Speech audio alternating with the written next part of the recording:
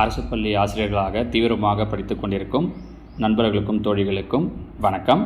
3/2/2022 afternoon நடந்த TNTET paper 2ல் கேட்கப்பட்ட கணித வினாக்களுக்கான விடைகளை இந்த வீடியோவில் பார்க்கலாம். 91வது கேள்வி பாருங்கள்.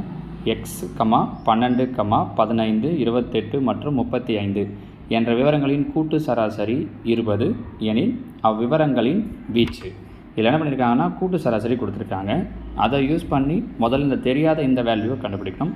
கூட்டு சராசரி அரித்மெட்டிக் மீன் அப்படின்னா என்ன அர்த்தம் அப்படின்னா கொடுத்த எல்லா வேல்யூவும் ஆட் பண்ணி எத்தனை நம்பர் இருக்கோ அதால் டிவைட் பண்ணுறது. அப்போ பாருங்கள், எக்ஸ் இருக்குது ப்ளஸ் இது இல்லாமல் 12, 15, 28, 35 இது மொத்தத்தையும் கூட்டினோம் அப்படின்னா 90.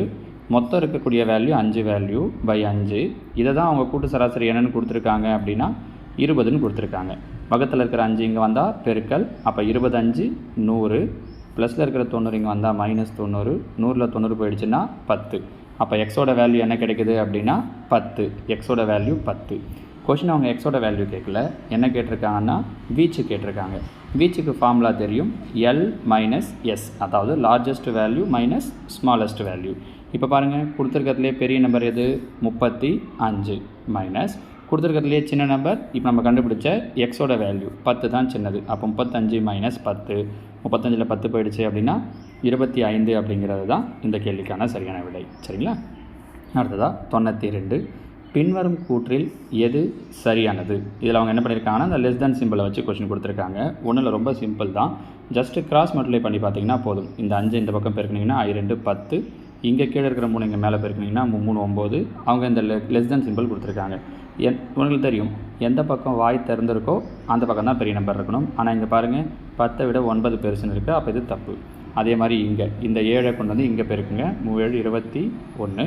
இந்த 4 கொண்டு வந்து இங்கே பெருக்குங்க, 4 2 8. இதுலேயும் சிம்பிள் இந்த பக்கம் தான் கொடுத்துருக்காங்க, 8 பெருசுன்ற மாதிரி அர்த்தமாகுது. அப்போ இதுவும் தப்பு. அடுத்ததாக சி ஆன்சர் பார்த்தோம் அப்படின்னா அதுலேயும் பாருங்கள், 4 குறுக்கு பெருக்கல் பண்ணுறோம், கீழே இருக்கிற நம்பரை தான் மேலே கிராஸில் கொண்டு போகணும். 4 இங்கே வந்துச்சுன்னா 1 4 4, கரெக்டாக? அதே மாதிரி 2 இங்கே வந்துச்சுன்னா 1 2 2. இங்கேயும் சிம்பிள் தப்பாக தான் இருக்குது. அப்போ எது தான் சரியான ஆன்சராக இருக்கும் அப்படின்னா ஆப்ஷன் டி தான். வேணா செக் பண்ணி பாருங்கள். 3 9, இந்த 3 இங்கே வந்துடுமா, 7 இங்கே வந்துச்சுன்னா 7 2 14, குறி இந்த பக்கம் கொடுத்துருக்காங்க, 14 பக்கம் தான் வாய் திறந்துருக்கு. அப்போ ஆப்ஷன் டி சரி பாருங்கள். சரிங்களாம்மா? அடுத்ததாக 93 என்ற மதிப்புகளின் வீச்சு காண்கன்னு கேட்டிருக்காங்க. இப்போ கொஞ்சம் முன்னாடி சொன்னது தான் வீச்சுனா என்ன சொன்னோம், ஃபார்முலா L - S, அதாவது பெரிய நம்பர்லேருந்து சின்ன நம்பரை மைனஸ் பண்ணணும். இப்போ கொடுத்துருக்கிறதுல எது பெருசுன்னு பாருங்கள், 20 தான் பெருசு, அதாவது 20 கரெக்டாக 20 1/2 20 மைனஸ் எது சின்ன நம்பர்னு பாருங்கள் 5. அப்போ 5 1/2 20லேருந்து 5 மைனஸ் பண்ணுறோம். இது அரைன்றதால் நமக்கு மைனஸ் பண்ணுறது ஈஸியாக இருக்கும்.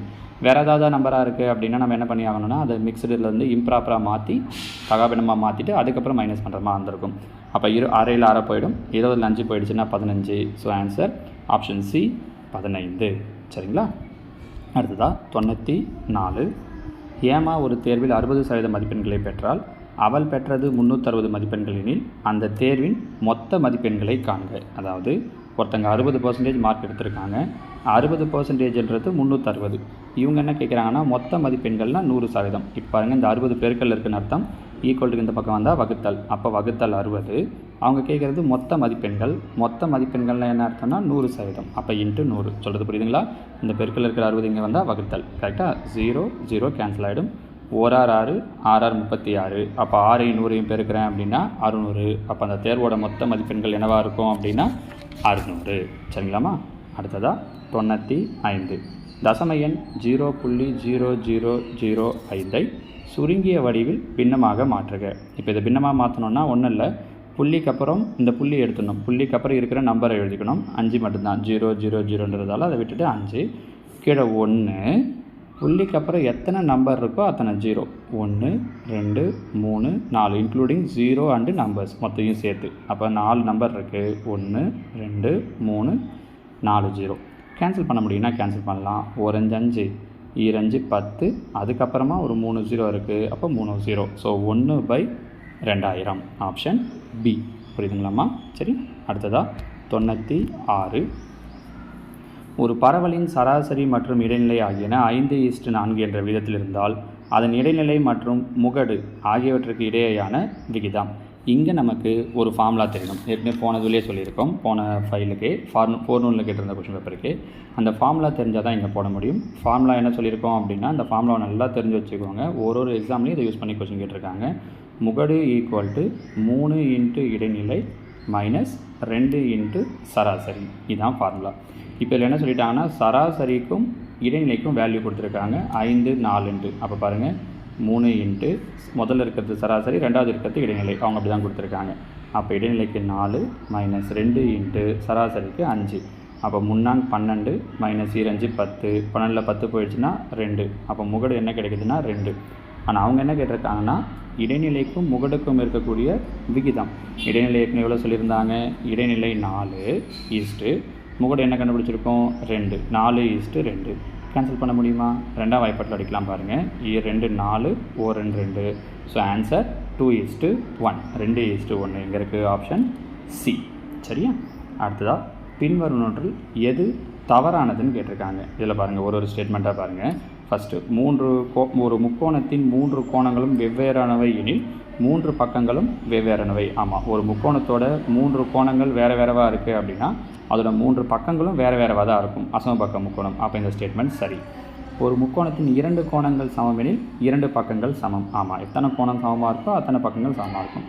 ஒரு முக்கோணத்தின் ஏதேனும் இரு பக்கங்களின் கூடுதல் 3ஆம் பக்கத்தை விட சிறியதாக இருக்கும்னு சொல்லியிருக்காங்க. பாருங்கள், 2 பக்கத்தோட கூடுதல் 3ஆவது பக்கத்தை விட எப்படி தான் இருக்கும் அப்படின்னா பெருசாக தான் இருக்கும். அதான் முக்கோணத்தோட கான்செப்டே. அப்போ அப்படின்னும்போது இந்த ஸ்டேட்மெண்ட் தான் தப்பாக இருக்குது. அவங்கள தான் கேட்டிருக்காங்க, எது தவறானதுன்னு தான் கேட்டிருக்காங்க. அப்போ இதுதான் தவறானது. ஒரு முக்கோணத்தின் 3 கோணங்களின் கூடுதல் 180 டிகிரி. இதுவும் கரெக்டு தான். ஸோ இந்த கேள்விக்கு உண்டான விடை ஆப்ஷன் சி. ஓகேவா? அடுத்ததாக 98. கொடுக்கப்பட்டுள்ள படத்தில் முக்கோணம் பிஇஎன் இணை முக்கோணம் பிஇஎன் சிமிலர் முக்கோணம் பிஏடி எனில் எக்ஸ் மற்றும் ஒய்யை காண்க. இப்போ இதில் பாருங்கள், இந்த ரெண்டும் என்னன்னு சொல்லியிருக்காங்க அப்படின்னா சர்வசமம்னு சொல்லி சிமிலர்னு சொல்லியிருக்காங்க. சரியா? அப்போ அப்படின்னா என்ன கான்செப்ட் யூஸ் பண்ணலாம் அப்படின்னா, ஒன்றும் இல்லை, ரொம்ப சிம்பிள் பாருங்கள்.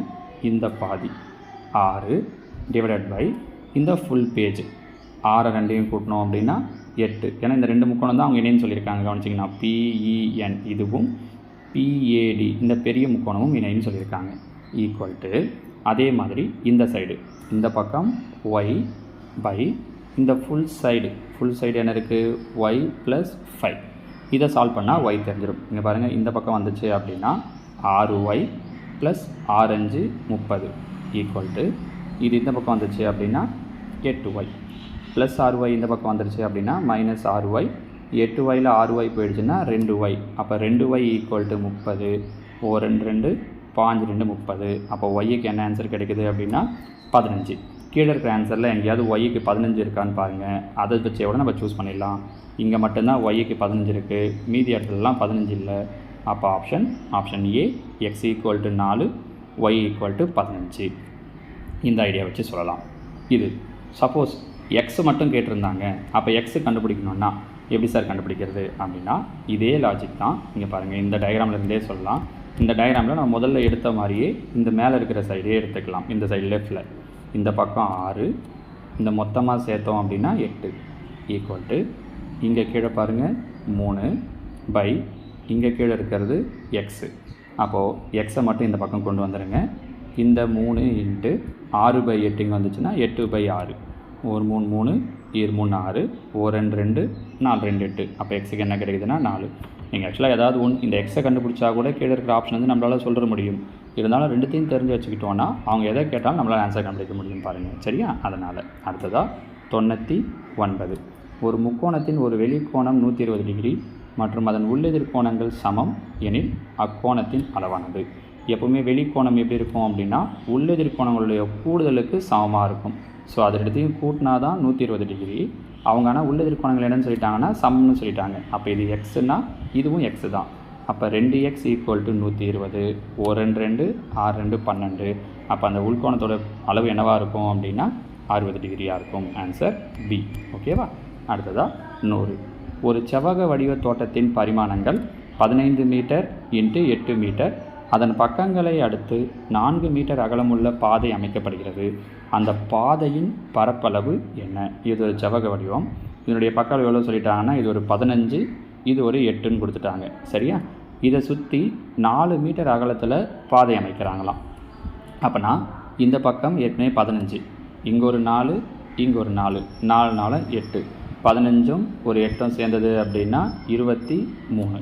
இந்த பக்கம் ஏற்கனவே 8, இந்த பக்கம் ஒரு 4, இந்த பக்கம் ஒரு 4, 4 4 சேர்ந்ததுன்னா 8. அப்போ ஏற்கனவே 8 8 8 16ன்னு ஆகிடும். கரெக்டாக? அப்போ என்ன பண்ணணும் அப்படின்னா பெரிய செவ்வகத்தினுடைய பரப்பளவு 23 16. கரெக்டாக? இதனுடைய நீளம் 23, அகலம் 16. 23 × 16.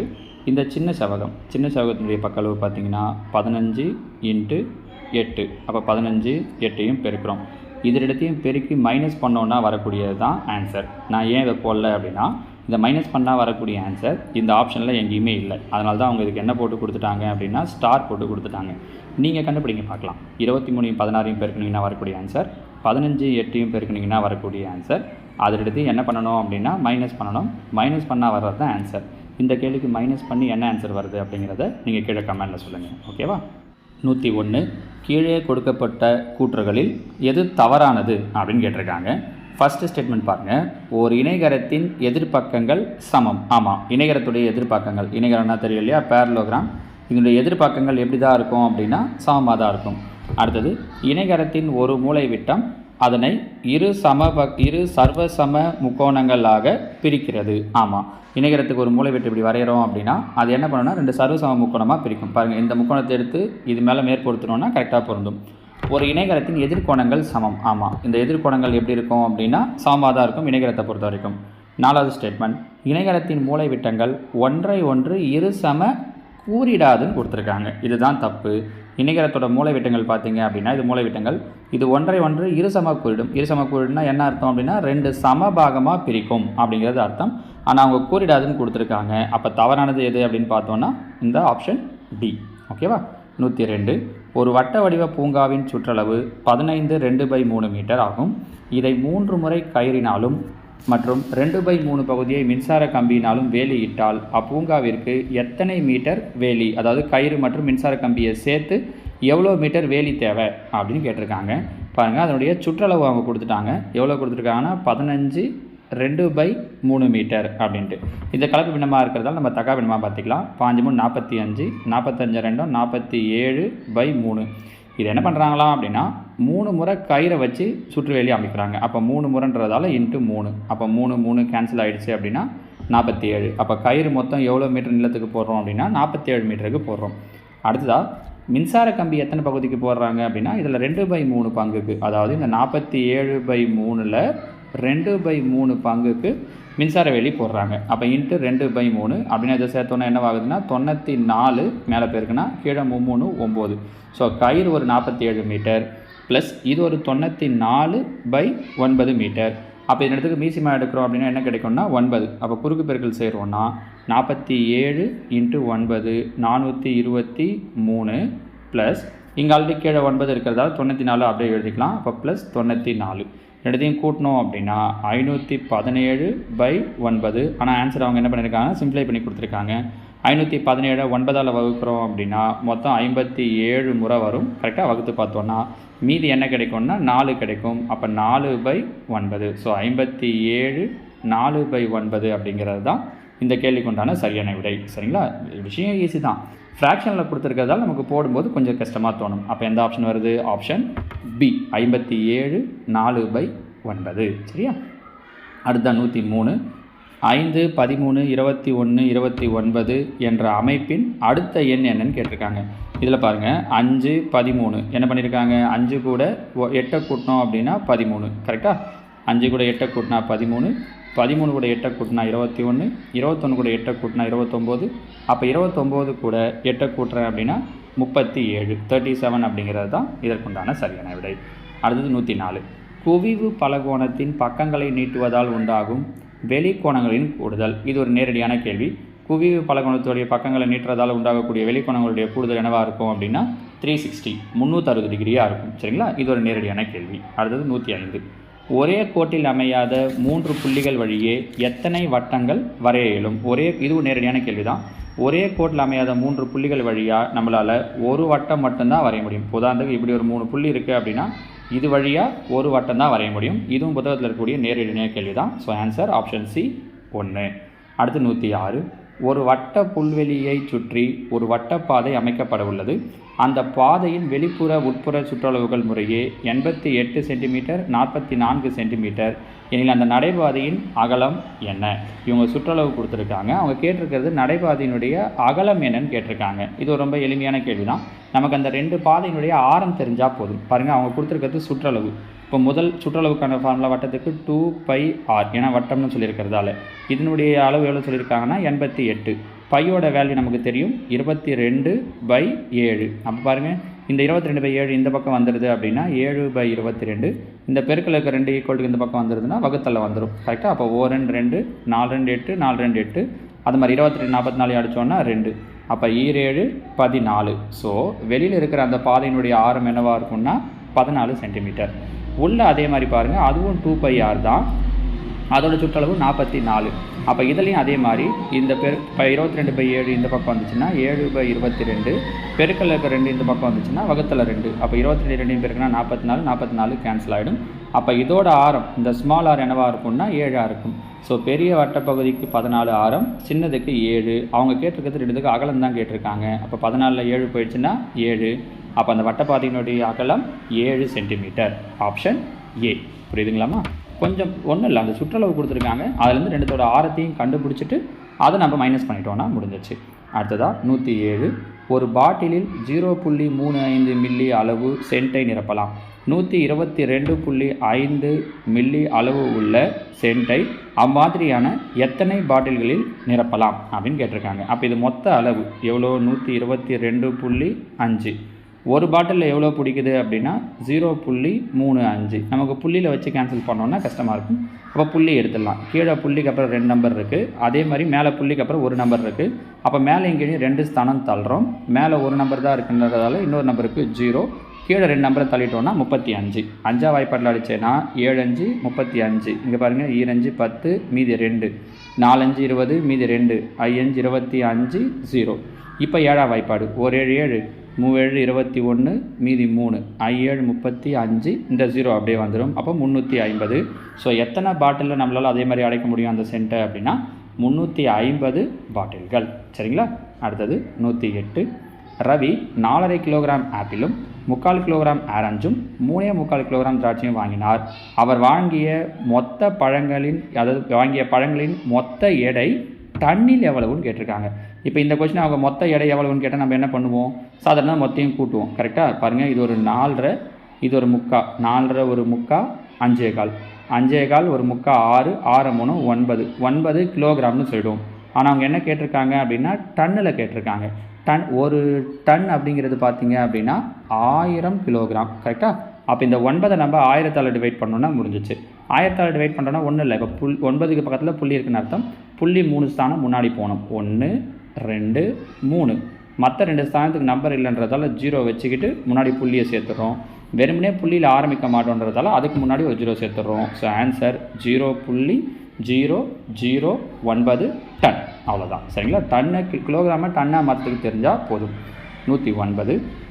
56 சென்டிமீட்டர் ஆரமுடைய வட்ட வடிவிலான ஜிம்னாஸ்டிக் வளையமானது 8 சென்டிமீட்டர் சம அளவுள்ள வில்களாக பிரிக்கப்பட்டு வெவ்வேறு நிறங்களில் மனமிடப்பட்டுள்ளது எனில் ஒவ்வொரு வட்ட வில்லின் நீளம் என்ன?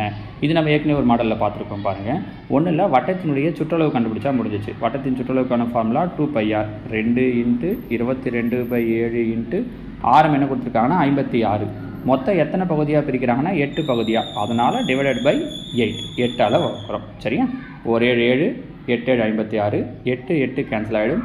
மீதி இருக்கிற 2 22 பெருக்கணும் அப்படின்னா 44. எங்கே இருக்குது 44? ஆப்ஷன் ஏல பியில் இல்லை, ஆப்ஷன் டி 44 சென்டிமீட்டர். சரியா? அடுத்தது 110. ஒரு அப்பா தன்னுடைய மகளின் வயதை போல 6 மடங்கு வயதில் பெரியவர். 2 வருடங்களுக்கு பிறகு அப்பாவின் வயது மகளின் வயதை போல 5 மடங்கு எனில் அப்பாவின் தற்போதைய வயது என்ன? இதுக்கு ஈஸியாக பண்ணுறதுக்கு ஒரு ஐடியா சொல்கிறேன் பாருங்கள். மகளின் வயதை போல் எத்தனை மடங்கு பெரியவர்னு சொல்லியிருக்காங்க அப்படின்னா 6 மடங்கு. ஸோ நம்மளோட ஃபஸ்ட்டு சாய்ஸ் என்னவாக இருக்கும்னா கீழே இருக்கிற நம்பரில் எது 6ஆம் வாய்ப்பாட்டில் வருது அப்படின்னு பார்க்கணும். பாருங்கள், ஒரு ஆப்ஷனாக பாருங்கள். ஆப்ஷன் ஏ 50 6ஆம் வாய்ப்பாட்டில் வருமா? வராது. 49 ஆறாம் வாய்ப்பாட்டில் வராது. 48 வரும். 46 ஆறாம் வாய்ப்பாட்டில் வராது. அப்போ 3 ஆன்சர் வராது. எதுதான் ஆன்சர் அப்படின்னா ஆப்ஷன் சி தான். நம்ம ரொம்ப மெனக்கிடவே வேண்டியதில்லை பாருங்கள். இந்த ஐடியா தெரிஞ்சதுன்னா போதும், ஈஸியாக சொல்லிடலாம். சரிங்களா? 111 PQR என்பவற்றின் திட்ட விலக்கம் எஸ் எனில் P+3 Q+3 R+3 பரவற்படி. பரவற்படி அப்படின்னா என்ன அர்த்தம் அப்படின்னா விலக்க வர்க்க சராசரி. ஏற்கனவே இதே டேவில் 4 நடந்த கொஸ்டின் பேப்பர் சொல்லும்போதே இந்த வார்த்தையை நம்ம சொல்லியிருக்கோம். அதே மாதிரி இன்னொரு விஷயமும் என்ன சொல்லியிருக்கோம்னா, திட்ட விலக்கம் கொடுத்துட்றாங்க அப்படின்னா அவங்க குறிப்பிட்ட அந்த விவரங்கள் கூட ஏதாவது ஒரு நம்பரை ப்ளஸ் பண்ணால் கூட திட்ட விலக்கம் என்ன ஆகாது அப்படின்னா மாறாதுன்னு சொல்லியிருக்கோம். கரெக்டாக? அப்போ இங்கே திட்ட விலக்கம் எஸ்.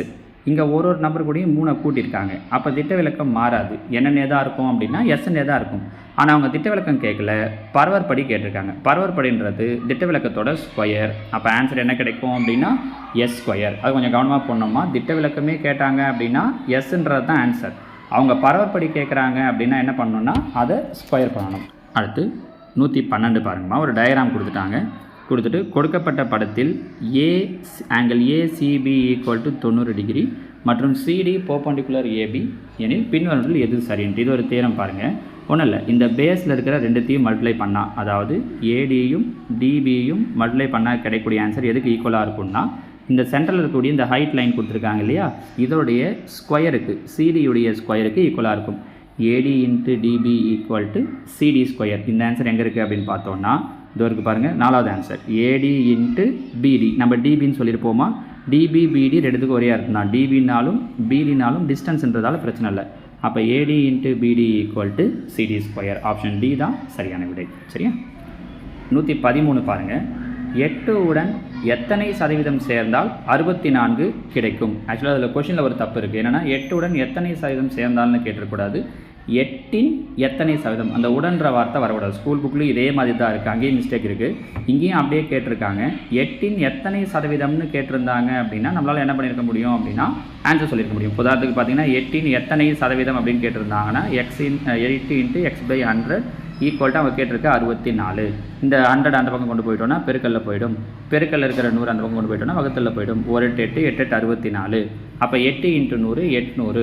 800% ஆன்சர் சொல்லியிருக்கலாம். ஆனால் 8 உடன் அப்படின்னு சொல்லும்போது இந்த ஆன்சர் வராது, மெத்தடே மாறும். அப்படிங்கிறதால இதுக்கு அவங்க என்ன பண்ணிட்டாங்கன்னா அதுக்கான சரியான ஆப்ஷன் இல்லைன்ட்டு ஸ்டார் போட்டு கொடுத்துட்டாங்க. சரிங்களா? ஸோ கொஸ்டின் எப்படி கேட்கணும் அப்படின்னா 8இன் எத்தனை சதவீதம்னு கேட்டிருக்கணும். சரிங்களா? அடுத்ததான் 114. கடிகாரத்தில் மணி 1:30 PM இருக்கும் பொழுது சின்ன முள்ளுக்கும் பெரிய முள்ளுக்கும் இடையே அமைந்த கோணம் என்ன? கடிகாரத்தில் டைம் என்ன சொல்கிறாங்கன்னா 1:30. இங்கே 12, இது 1, இங்கே 6 இருக்குன்னா இங்கே 2. ஸோ இது ரெண்டுத்துக்கும் நடுவில் வரும். 1க்கும் 6க்கும் நடுவில். கரெக்டாக? அப்போ 3 4 5. முன்னாடியே சொல்லியிருக்கோம் இந்த ரெண்டு நம்பருக்கு நடுவில் எத்தனை டிகிரி வரும்னா 30 டிகிரி வரும். அப்போ பாருங்கள், இது ஒரு 30, இங்கே ஒரு 30 60 90 120. இது 1க்கும் 2க்கும் நடுவில் இருக்குன்றதால இங்கே ஒரு 15. அப்போ 120 ஒரு 15 என்ன கிடைக்கும் அப்படின்னா 135 டிகிரி. சரிங்களா? அடுத்ததாக 115. நண்பகல் 12 மணிக்கு ஒரு இடத்தின் வெப்பநிலை 0க்கு 19 டிகிரி செல்சியஸ் மேல் உள்ளது. வெப்பநிலை மணிக்கு 4% வீதம் குறைந்தால் எத்தனை மணிக்கு அவ்விடத்தின் வெப்பநிலை 0க்கு 13 டிகிரி செல்சியஸ் கீழ் இருக்கும் அப்படின்னு கேட்டிருக்காங்க. இப்போ இங்கே பாருங்கள், முதல்ல வெப்பநிலை எவ்வளோ இருக்குது மதியம் 12 மணிக்கு அப்படின்னா 19 டிகிரி செல்சியஸ். 0க்கு மேல்னா +19. அது அப்போ என்னவாகுது அப்படின்னா அப்படியே 4 டிகிரி குறைஞ்சிக்கிட்டே வருது. அப்போ பாருங்கள், 19ல் 4 போயிடுச்சுன்னா 15, 15 4 போயிடுச்சுன்னா 11, 7 3, 3ல் 4 போயிடுச்சுன்னா -1, மறுபடியும் 4 போயிடுச்சுன்னா -5, மறுபடியும் 4 போயிடுச்சுன்னா -9, -13. ஏன்னா அவங்க என்ன கேட்டிருக்காங்கன்னா 0க்கு 13 டிகிரி செல்சியஸ் கீழ். அப்படின்னா -13 எப்போ வரும்னு கேட்குறாங்க. பாருங்களேன், இது மதியம் 12 மணி, 1 மணி, 2 மணி, 3 4 5 6 7 8 மணி. மதியத்துக்கு அப்புறம் போது நைட்டு 8 மணி. நைட் 8 மணி அப்படின்னா என்ன அர்த்தம்னா 8 PM, 8 பிற்பகல். Option C. ஏன்னா அவங்க என்ன பண்ணியிருக்காங்கன்னா ஆப்ஷன் பியில் வந்து 8 முற்பகல்னு வச்சுருக்காங்க. நம்ம ஒருவேளை 8ன்னு கண்டுபிடிச்சிட்டோன்னா கூட முற்பகல் போகிறதா பிற்பகல் போகிறதான்றதால கன்ஃபியூஸ் ஆகிடுவோம். கரெக்டாக? முற்பகல் கிடையாது, 8 பிற்பகல் அப்படிங்கிறது தான் சரியான விடை. சரியா? 116. 0.009%. 0.009% பையில் 100. பையில் 100 இருக்கிறதால புள்ளி 2 ஸ்தானம் முன்னாடி வரும். 1 2. அப்போ இங்கே 0 வந்துடும். புள்ளி முன்னாடி வந்துடும். அப்போ 0.00 4 0 வரணும். 0 புள்ளிக்கு அப்புறம் 409 இதோ புள்ளிக்கு அப்புறம் 409 ஆப்ஷன் சி. சரியா? அடுத்தது 117 தொடர் கழித்தல் முறையில் 496, 450 எண்களுக்கு மீப்பெரு பொது காரணியை காண்க. அவங்க சொல்லியிருக்கிறது தொடர் வகுத்தல் முறைன்னு சொல்லியிருக்காங்கம்மா. நம்ம அந்த தொடர் கழித்தல் முறைன்னு சொல்லியிருக்காங்க. நம்ம அந்த முறையில் தான் கண்டுபிடிக்கணும் கிடையாது.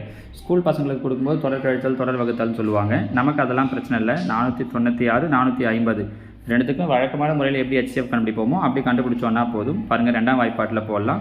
2 4 4 2 8 மீதி 1 8 2 16 2 4 2 4 மீதி 1 2 10 248 225. இதுக்கு மேலே எந்த வாய்ப்பாட்டிலையும் செய்ய முடியாது. ரெண்டாம் வாய்ப்பாட்டில் மட்டும்தான் வரும். So answer option B 2. சரிங்களா? அடுத்ததான் 118 ஒரு சாய் சதுரத்தின் இரு மூலை விட்டங்களின் நீளங்கள் 10 சென்டிமீட்டர் 12 சென்டிமீட்டர் எனில் அதன் பரப்பளவு. சாய் சதுரத்துடைய பரப்பளவுக்கான ஃபார்முலா ½ × d1 × d2. அப்போ ½ × d1 10 d2 12 1 2 6 2 12. அப்போ 6 பைத்து 60. அப்போ சாய் சதுரத்தினுடைய பரப்பளவு 60 சென்டிமீட்டர் ஸ்கொயர். சரிங்களா? அடுத்ததான் 119 இதில் எக்ஸுக்கும் ஒய்யுக்கும் மதிப்பு என்ன அப்படின்னு கேட்டிருக்காங்க. இது ரொம்ப எளிமையான கேள்வி தான். பாருங்கள், ஒரு நேர்கோடாக இருக்குது அப்படின்னா அதுக்கு மேலே வரக்கூடிய கோணங்களுடைய கூடுதல் என்னவாக இருக்கும்னா 180 டிகிரியாக இருக்கும். அப்போ இந்த நேர்கோடு எடுத்துக்கலாம். y - 100 + y. அப்போ கூட்டினோன்னா 2y - 100. இரண்டையும் சேர்த்தா என்ன கிடைக்கும்னா 180 கிடைக்கும். -100 அந்த பக்கம் போயிடுச்சுன்னா +100 அப்படின்னா 280. பெருக்கல் இருக்கிற 2 அங்கே போயிடுச்சுன்னா வகுத்தல். அப்போ கேன்சல் பண்ணோம் அப்படின்னா 140. ஸோ ஒய்யோட வேல்யூ 140. நமக்கு ஆன்சர் கீழே எங்கே ஒய்க்கு 140 இருக்குதுன்னு பார்ப்போம். ஃபஸ்ட்டு எங்கேயாவது 2 இடத்துல இருந்ததுன்னா அதுக்கப்புறம் எக்ஸுக்கு போவோம். பாருங்கள், இங்கே ஒய்க்கு 140 இல்லை, இங்கே இல்லை, இங்கே இல்லை. அப்போ ஒய்யோடைய வேல்யூ 140ன்றதால ஆப்ஷன் பி. நீங்கள் இப்படி ஏதாவது ஒன்று கண்டுபிடிச்சா கூட அதில் இருந்து ஆன்சரை சூஸ் பண்ணிட முடியும். இருந்தாலும் நான் உங்களுக்கு ரெண்டுத்தையும் சொல்லிடுறேன். ஏன்னா எக்ஸாமில் இப்போ 2 ஆப்ஷனில் 140 வச்சுருந்தாங்கன்னா இப்போ இங்கே பாருங்கள், அதே மாதிரி தான் இங்கேயும். இது ரெண்டுத்தையும் கூட்டினா 180. அப்போ 4x 1xனா 5x -20 = 180. -20 அந்த பக்கம் போயிடுச்சுன்னா +20. ரெண்டுத்தையும் கூட்டினோன்னா 200. பெருக்கல் 5 அங்கே போயிடுச்சுன்னா வகுத்தல் 5. கேன்சல் பண்ணோன்னா 4 5 20 40. அப்போ எக்ஸுக்கு 40, ஒய்க்கு 140. சரியா? அடுத்ததான் இந்த கொஸ்டின் பேப்பருடைய கடைசி கேள்வி 120 5 பலவல் தெரிவு வினாக்களில் A, B, C மற்றும் D தெரிவுகளிலிருந்து சரியான விடையை தேர்ந்தெடுக்க எத்தனை விதமான வழிகள் உள்ளன? ஒன்றும் இல்லை, ஒரு கேள்விக்கு மொத்தம் எத்தனை ஆப்ஷன் இருக்குன்னா 4 ஆப்ஷன். கரெக்டாக? முதல் கேள்விக்கு 4, ரெண்டாவது கேள்விக்கு 4, மூணாவது கேள்விக்கு 4, நாலாவது கேள்விக்கு 4, அஞ்சாவது கேள்விக்கும் 4. ஏன்னா மொத்தம் எத்தனை கேள்விகள்னால் 5 கேள்விகள். 4 × 4 × 4 × 4 மொத்தம் எத்தனை முறை வருது? 5 முறை. அப்போ 4/5 4/5ன்றது தான் ஆன்சர். ஆப்ஷன் டி லாஸ்ட்டில் இருக்குது பாருங்கள், அது. சரியா? இதோட இந்த தேதியில் ஆஃப்டர்நூன் கேட்ட, அதாவது 3/2/2022 அன்னைக்கு ஆஃப்டர்நூன் கேட்ட கொஸ்டின் பேப்பருக்கான எல்லா கேள்விக்கான ஆன்சரும் முடியுது. மீதி இருக்கக்கூடிய நாட்களுக்கு அடுத்தடுத்த வீடியோவில் பார்க்கலாம். ஓகேவா? தேங்க்யூ.